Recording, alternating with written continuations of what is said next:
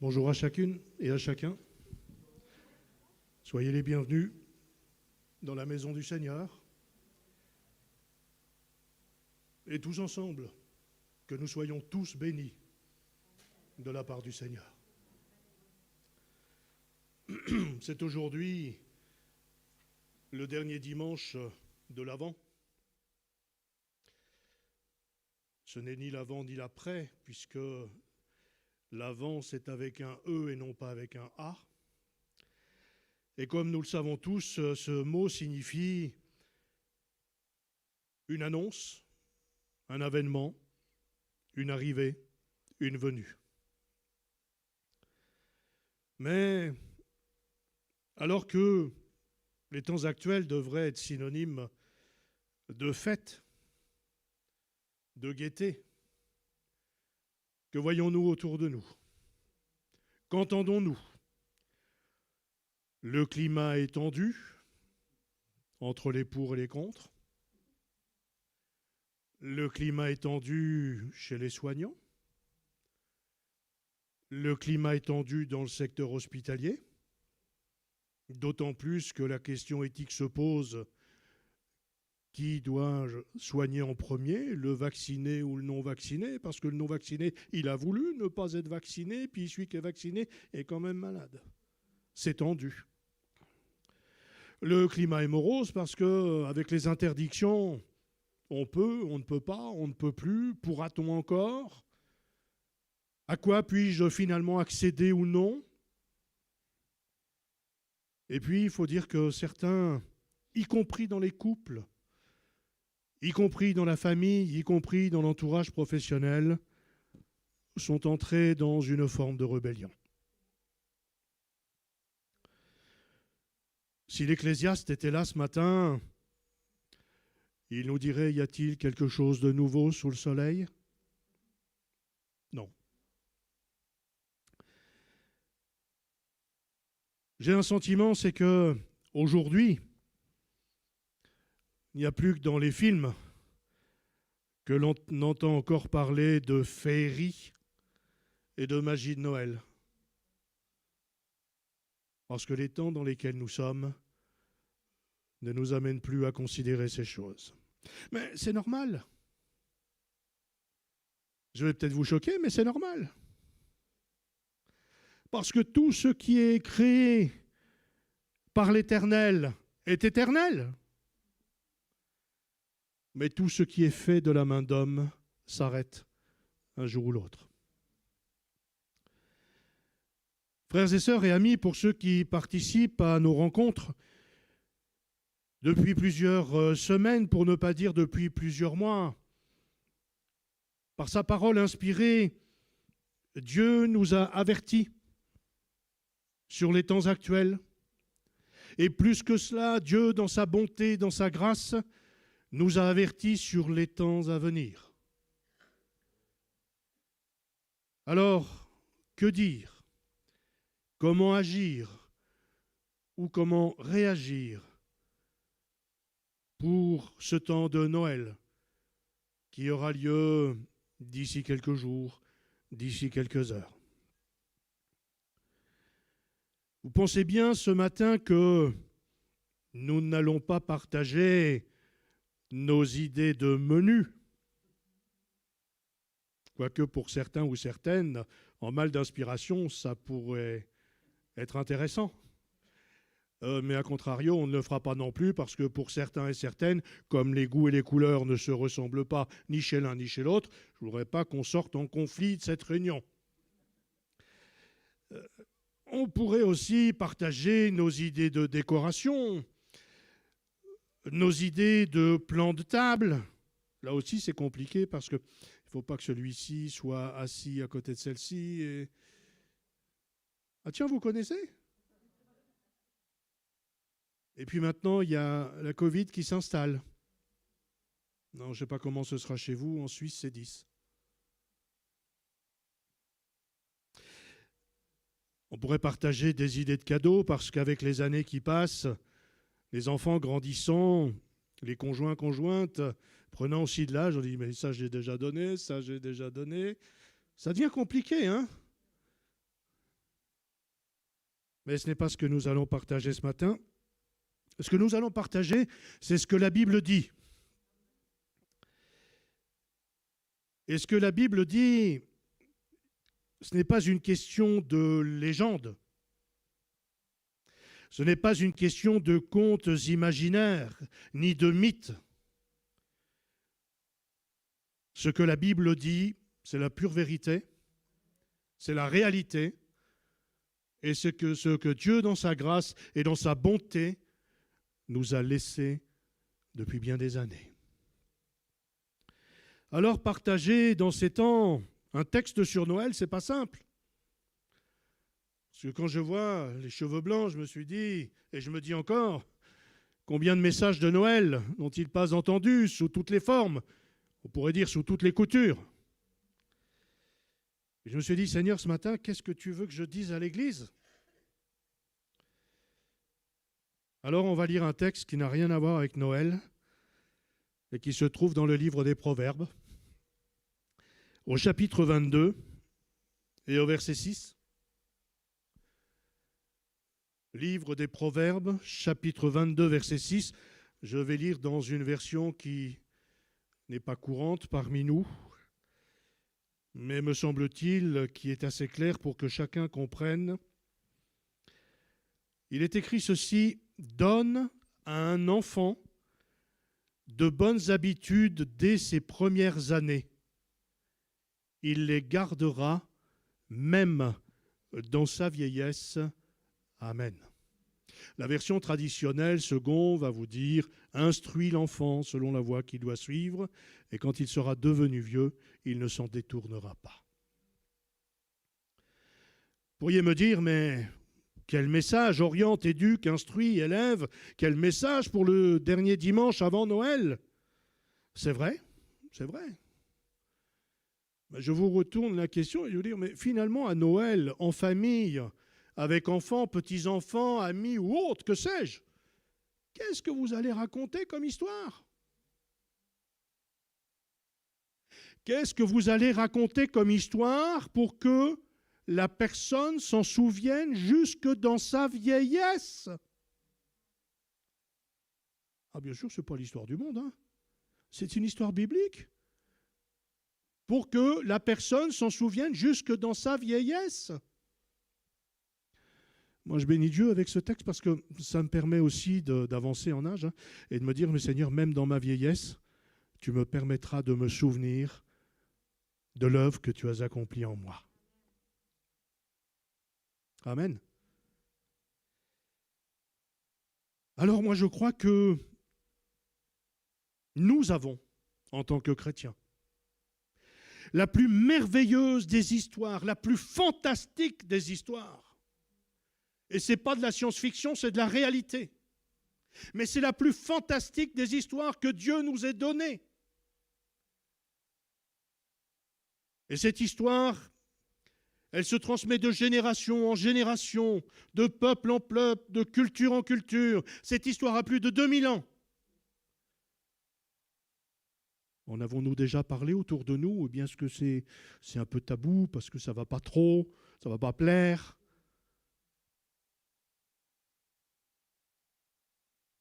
Il y a 2000 ans, ça ne plaisait déjà pas, hein? Mais heureusement que beaucoup nous l'ont transmis, parce que sinon, honnêtement, qui serait là ce matin parmi nous? Avons-nous osé casser un mythe? Et je vais me taire, sachant pas ce qui se dit ou fait, pour parler d'une réalité? Qu'est-ce qu'on préfère? On s'entendre dire d'ici quelques années, ouais, finalement, tu m'as menti, hein? Hein? Et vous savez de quoi je veux parler? Ou plutôt, je te remercie. Parce que le véritable message de Noël, depuis ma plus tendre enfance, tu me l'as transmis. Et aujourd'hui, je peux le transmettre aux miens. Parce que quelle plus belle histoire et quelle plus belle vérité que la naissance de Jésus.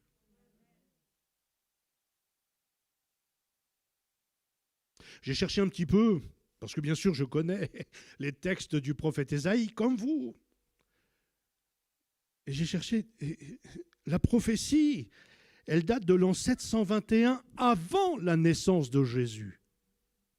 Avant, c'est pas une histoire fantastique, ça? Quelqu'un qui vient annoncer la naissance du Messie 721 ans avant qu'il ne naisse. Moi, ça me rappelle Habakkuk. Si la promesse tarde,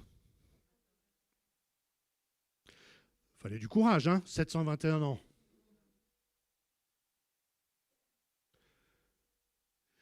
C'est la même chose avec le récit de Noël en famille. Vous voyez me dire, mes frères, je l'ai dit, combien de fois, et puis il n'y a rien qui se passe. Attends-la. Attends la réalisation de la promesse. Toi, tu as fait ta part, et le Seigneur te dit ce matin, laisse-moi faire la mienne. L'essentiel, c'est que toi, tu aies transmis cette histoire fantastique à qui de droit? Et quand il sera devenu vieux, là aussi ça dure, entre tout petit et vieux. Mais quand le Seigneur sauve une âme, jeune, il sauve une vie. Et quand le Seigneur sauve une personne âgée, il sauve une âme. Amen. Alors, quelle prophétie! Un sauveur va venir. Un sauveur qui va délivrer son peuple, un sauveur qui va libérer son peuple. On pourra en faire un film, Oui, parce qu'en fait, qu'est-ce qui se passe aujourd'hui? Il y a le bon, il y a le méchant, il y a celui qui arrive, qui sauve, qui délivre. Mais là, c'est mieux que ça encore.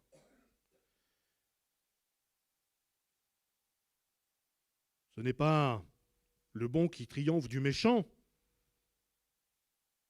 Parce que si humainement on peut considérer ces choses-là, on sait très bien que ça ne dure pas. Non? Notre propre histoire nous le révèle. Une première guerre, une seconde guerre, et la troisième qui se prépare, ce sera quoi? C'est écrit, C'est pas moi qui l'invente, c'est écrit. Mais là, en fait, c'est une histoire fantastique parce que il s'agit de Dieu, de son Fils qui est dans la gloire, qui vit dans la gloire auprès de lui, et d'un seul coup, Dieu est fait homme. Un homme qui va aller jusqu'à offrir en rançon pour le pécheur sa propre vie. Un homme qui va nous offrir le pardon, la réconciliation, le salut et la vie éternelle. Rien à voir avec ces histoires à l'eau de rose que le monde met à notre disposition.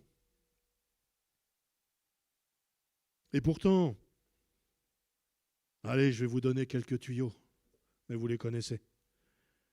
Cette histoire fantastique a mal commencé, Non? Eh oui.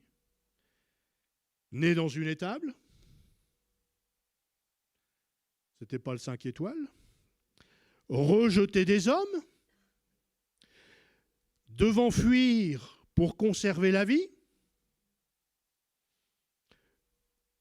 Il a grandi dans un foyer plus que modeste, mais néanmoins dans un foyer plein d'amour, dans un foyer qui ne vivait pas dans la richesse, mais qui faisait tout pour la gloire de Dieu.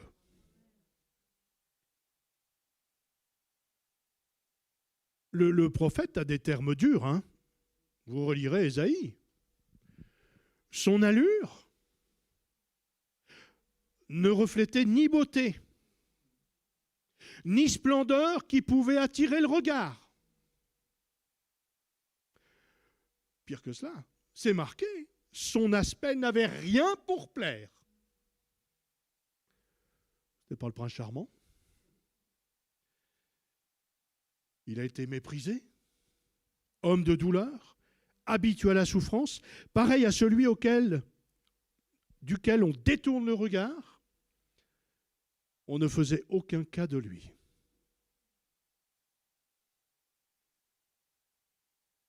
Seigneur, en cette fête de Noël, je prie pour tous les chrétiens que nous sommes, que tu aies la première place. Dites pas amen trop vite. Ce n'est pas devant moi que vous vous engagez, c'est devant le Seigneur. Mais c'est dur, hein, ce qui est écrit. On ne faisait aucun cas de lui. Et pendant notre fête de Noël, où sera Jésus? Que fera-t-on de lui? Que va-t-on raconter de lui, sur lui, etc. Pourtant, quelle histoire! L'enfant grandit. Son histoire, sa vie sont pleines de rebondissements. Tu sais, je vais te parler de quelqu'un. Oh, il est fantastique. Il est vraiment fantastique. Je suis sûr que des comme lui, tu n'en as encore pas vu. Il a guéri un lépreux. Il a guéri 10 lépreux. Costaud, hein? Il a guéri un homme qui était atteint de paralysie. Il a guéri une femme qui était atteinte de fièvre. Il a guéri une femme qui avait une hémorragie depuis plus de 12 ans et aucun médecin ne pouvait rien pour elle. Il a délivré un possédé, un homme rempli de démons, de mauvaises choses. Il a même ressuscité une jeune fille.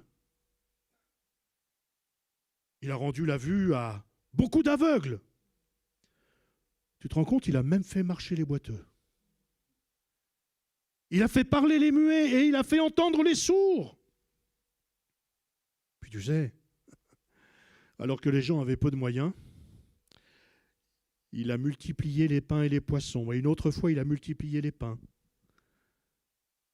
Et il a nourri plus de 5000 hommes, femmes et enfants. Tu te rends compte? Et puis, alors que ceux qui travaillaient avec lui n'avaient rien pris pendant la nuit, il est arrivé, puis de loin, il leur a dit « Jetez le filet de l'autre côté !» Et il a rendu leur travail prospère, parce que là, il est décrit que les filets étaient tellement pleins, tellement lourds, qu'ils craquaient. Tu as déjà vu quelqu'un comme ça, toi? Ben, il s'appelle Jésus. Jésus, c'est aussi celui qui prend en charge le blessé, alors que tous les autres détournent le regard. Les autorités, des soi-disant chrétiens. Et non, l'homme dont je te parle, c'est celui qui s'arrête. Et c'est celui qui prend soin. C'est même celui qui va payer pour lui. Et c'est même celui qui a dit, quand je vais revenir, s'il manque quelque chose, je paierai encore. Tu te rends compte? L'homme dont je te parle, c'est celui qui va laisser tout son troupeau. Je parlais français. 99 brebis. Et tu sais pourquoi? Tout ça pour aller chercher la 100e. L'homme dont je te parle, il a laissé une autre image. Il nous parle d'une femme qui balayait, qui a déménagé toute la maison. Ah oui, oui. Il lui manquait une drachme. Une. Mais c'était tellement important pour elle qu'elle a tout déménagé. Tu te rends compte? Et puis lui, il n'a peur de rien, parce que c'est celui qui annonce la bonne nouvelle aux pauvres. Il n'a pas été voir les riches, il s'est adressé aux pauvres, aux petits, à ceux qui n'avaient rien. Je l'ai dit, je le rappelle, c'est celui qui a donné sa vie en rançon. Il a payé à ma place. Tu te rends compte? Il a payé à ma place. Et quand je te dis ça, écoute bien, il n'a pas ouvert son porte-monnaie. Non, c'est pas ça. C'est sa vie qu'il a donnée. Tu te rends compte quel homme fantastique? C'est celui qui est mort à la croix. C'est celui qui a donné son sang afin que nous soyons tous réconciliés avec le Père Céleste. C'est celui qui, aujourd'hui encore, me pardonne, vous pardonne. C'est celui qui, encore aujourd'hui, libère de toutes les passions possibles et imaginables, libère de la vie de ce monde qui nous entraîne dans le péché Et nous savons que le salaire du péché, c'est le jugement, c'est la mort.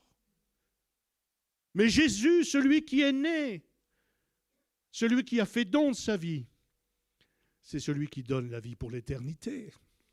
Tu te rends compte, quel homme fantastique, quelle histoire fantastique. Et puis, tu sais, tout ce que je t'ai dit avant, c'est encore aujourd'hui. Il guérit encore.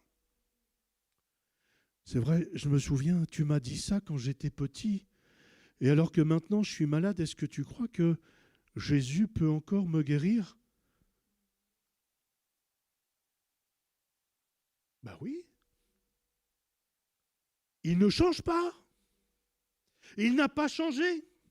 La parole de Dieu dit qu'il n'y a en lui aucun nombre de variations. Et aujourd'hui encore, il sauve. Et puis, c'est vrai, Noël, c'est Jésus dans la crèche. Beaucoup après vont se dire, oui, mais il y a la croix. Oui, mais aujourd'hui, il vit. Il vit éternellement. Et pour nous qui sommes là ce matin et qui le croyons et qui le professons, il vit dans le ciel. Amen. Mais plus encore, il vit là. L'apôtre était capable de dire, ce n'est plus moi qui vis, c'est Christ qui vit en moi. Et puis, quelle histoire fantastique parce que il nous prépare une place. Amen. Quand on était tout petit, on chantait avec des rues pavées d'or. Et tout lui appartient. Alors, mon frère, ma sœur, franchement, est-ce que ce n'est pas la plus merveilleuse histoire, la plus véritable histoire qui a été attestée de tous, de toutes, qui mérite de prendre place le soir de Noël dans nos foyers? Ah, chacun son avis, mais en tout cas pour moi, c'est plus intéressant que des histoires de dragons, de licornes, de fées, de magiciens, de sorciers, de toute créature maléfique. Ça, c'est pas simplement dans les bouquins, hein, c'est aussi dans tous les jeux vidéo, enfin pas vidéo parce que maintenant c'est fini, mais dans ces logiciels. De quoi nourris-tu? De quoi te nourris-tu? Et de quoi vas-tu nourrir tes proches le soir de Noël? Et puis, je reviens sur ce qui est écrit. Lorsque l'enfant sera devenu vieux, il s'en souviendra, il ne s'en détournera pas. Mon frère, ma sœur, si le prophète a annoncé la venue de Jésus, et nous en sommes sûrs, c'est arrivé, hein? Oui? Est-ce que vous êtes autant convaincus de la deuxième partie du verset? Et lorsque l'enfant sera devenu vieux, il s'en souviendra, il ne s'en détournera pas. Est-ce que c'est une conviction chez vous? Alors est-ce que cette conviction ne prime pas sur tout le reste? Ouais, ça ne va pas être simple, je sais. Ça va être compliqué, je sais. Mais ce n'est plus moi qui vis, c'est Christ qui vit en moi. Alors, Seigneur, tu connais le contexte de ma famille, de mon foyer. Tu sais où chacun en est avec toi. Il y a ceux qui t'ont accepté, il y a ceux qui sont complètement rebelles. Il y a ceux qui t'ont rejeté. Il y a ceux qui sont, comme l'on dit dans le langage, repartis en arrière. Mais qu'attends-tu de moi? Ce que j'attends de toi, c'est que tu fasses perdurer dans le cœur des tiens cette merveilleuse histoire qui est un fait réel et que nous vivons encore aujourd'hui et que nous croyons encore aujourd'hui. Si tu as des difficultés, si tu ne t'en sens pas la force, Dieu, lui, a tout pouvoir, parce que tout pouvoir lui ont été donnés sur la terre comme au ciel. Fais appel à la présence de Dieu, fait appel à la puissance de Dieu, fait appel à l'Esprit de Dieu qui est capable de convaincre. Et garde dans ton cœur que lorsque l'enfant grandira, que lorsque l'enfant sera devenu vieux, il se souviendra de ces paroles et il ne s'en détournera jamais.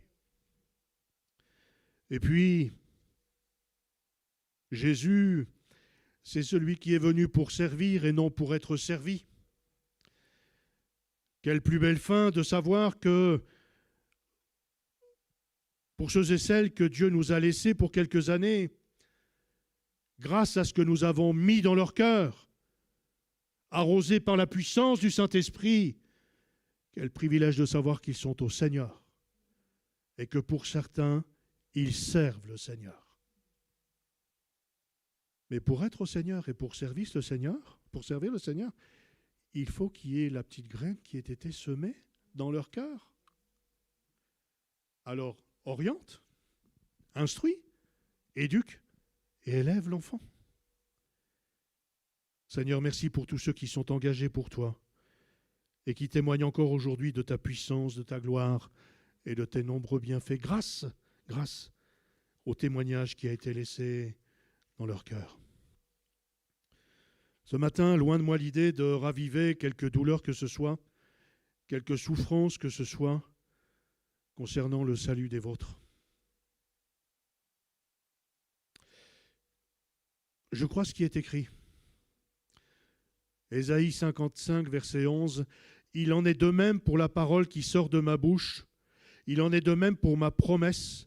Elle ne revient pas vers moi, sans effet, sans résultat, sans avoir accompli tout ce que je voulais.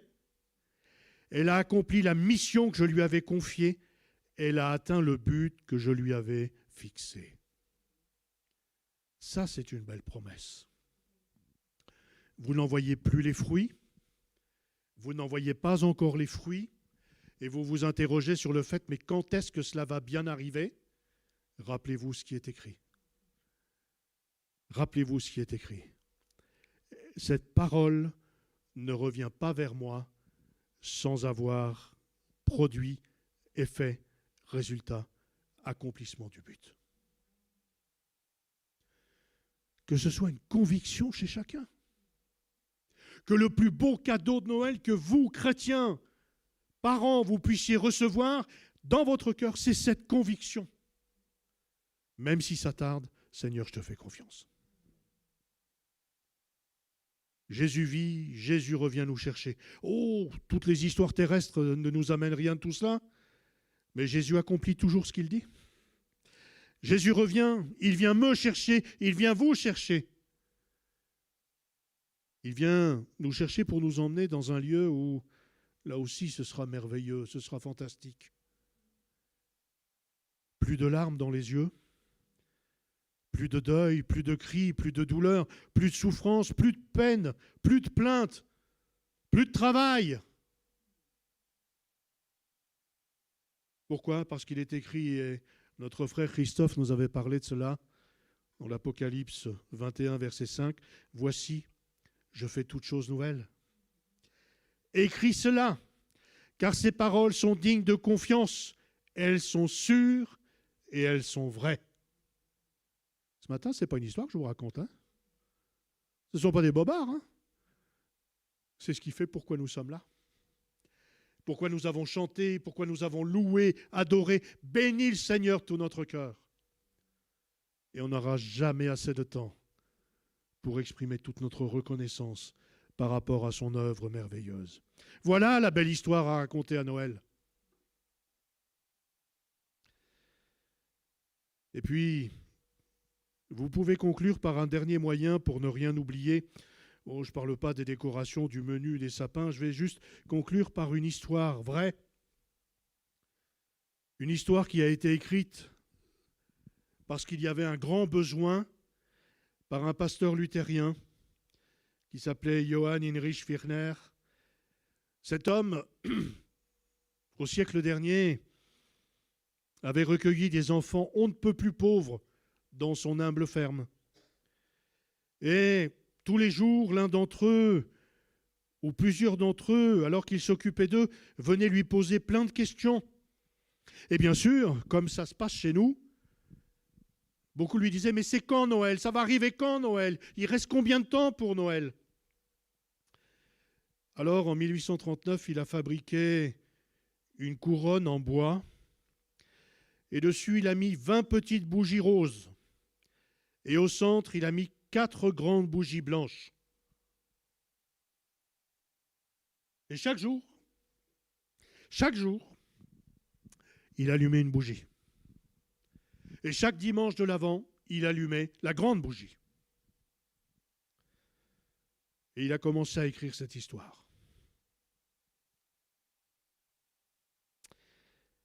4 bougies brûlaient dans leur bougeoir de l'Avent. Le silence régnait et on a pu entendre les bougies se parler. La première bougie soupira et dit « Mon nom est paix. Je brille d'une lumière claire, mais les humains ne souhaitent pas la paix. Ils ne me veulent pas. » Et la flamme se réduisit et finit par s'éteindre. La deuxième bougie dit « Mon nom est la foi. Mais je suis devenu inutile parce que les humains ne souhaitent plus connaître Dieu. Et par conséquent, ma flamme n'a plus de sens. » Et la bougie s'éteignit.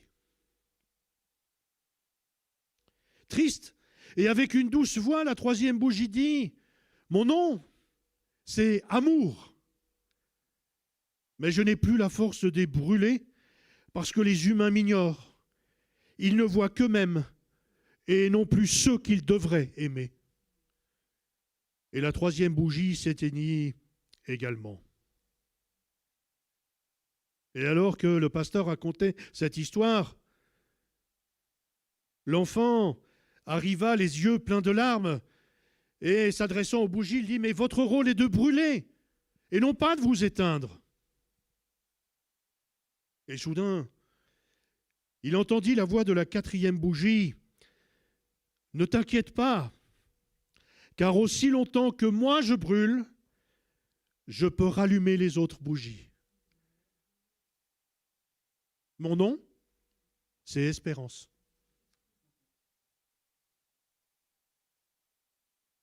Merveilleux, n'est-ce pas? Et alors l'enfant prit la flamme de l'espérance, et ainsi il ralluma la bougie de la paix,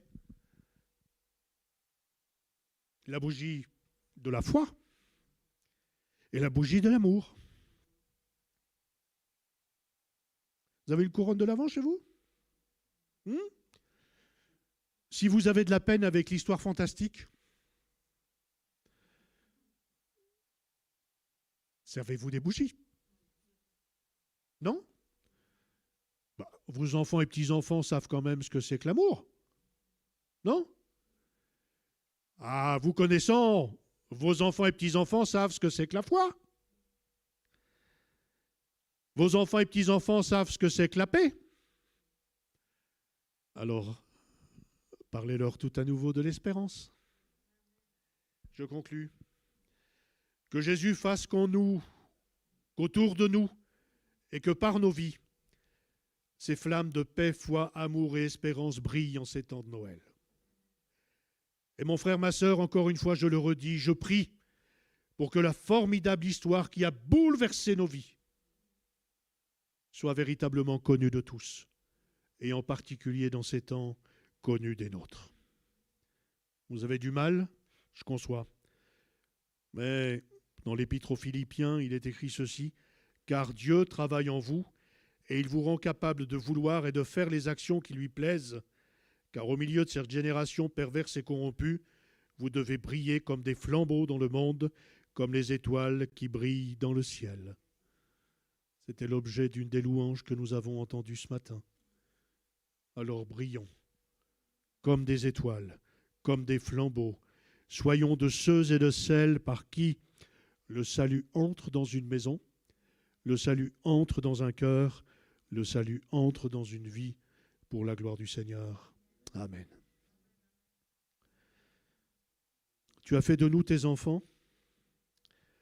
Tu as fait de nous des rachetés par grâce. C'est vrai que les temps que nous vivons, Seigneur, ne sont pas propices pour certains à l'annonce de l'Évangile.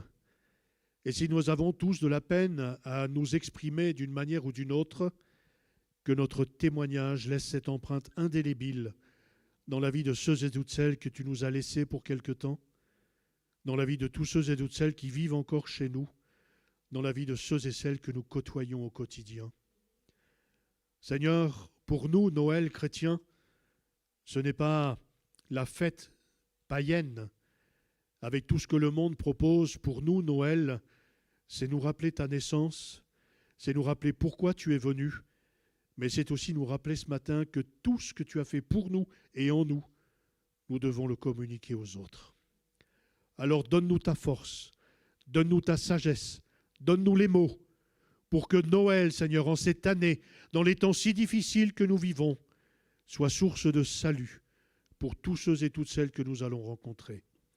Que cette parole s'imprime en nous, Seigneur, et qu'elle serve encore à la gloire de ton nom et à l'avancement de ton règne. Amen.